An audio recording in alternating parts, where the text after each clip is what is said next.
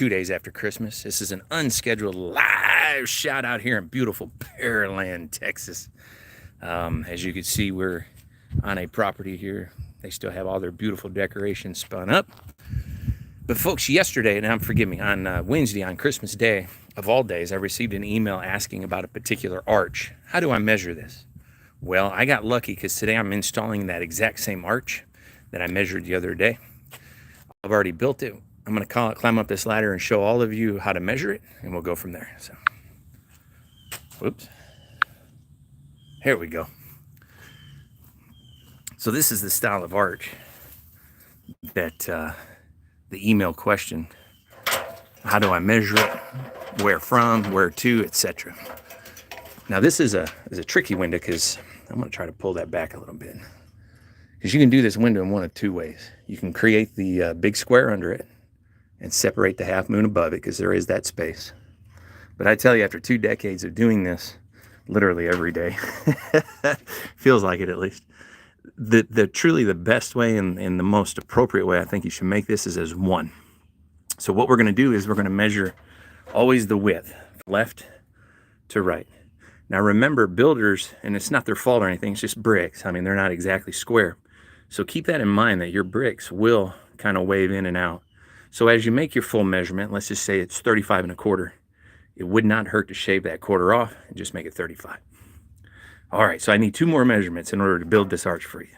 Now we're going to go from the bottom to the center of that break point. Now I'm going to try to get up there, and you can see where there's a split here.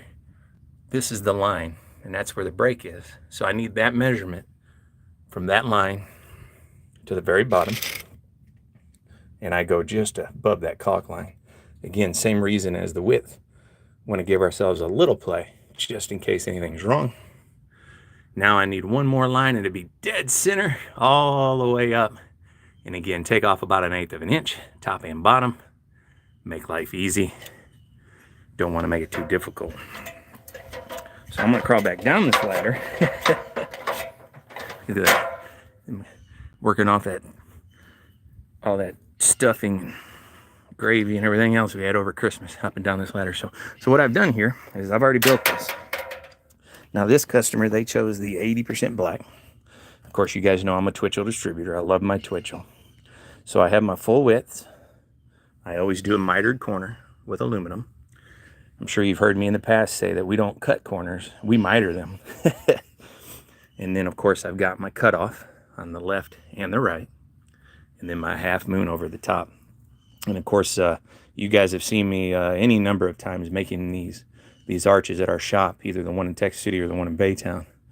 So you know that you need that specialty roller to do it. So, well, I don't have anything to help me carry this, so I'm going to do this one-handed. It was an unscheduled live event, so you get a little push. See, this is a perfect example of why we shave off just a little bit. As you can see, this corner, there's a little bit of this mortar from the bricklayers. Of course, for me, let's give it a little tap. Everything's good. Make sure everything's nice and snug. Oh, I love it. And that's where that idea of shaving off that 1/4 of an inch comes from. I'm going to flip this around and then stand it up. Sorry, guys. Just need to pop a few of my screws in.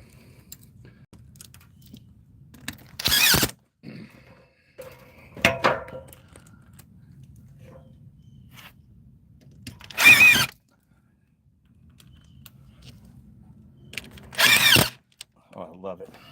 And that's how easy that is. Let me flip that back around. Well, maybe not.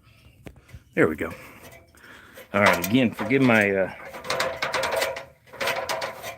my cheap way of filming this morning, but it's the best I could offer.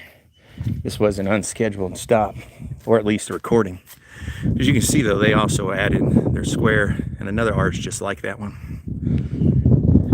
And even though it's more narrow and more tall, it's the exact same arch above the garage. But luckily, it's the same idea as far as measurements.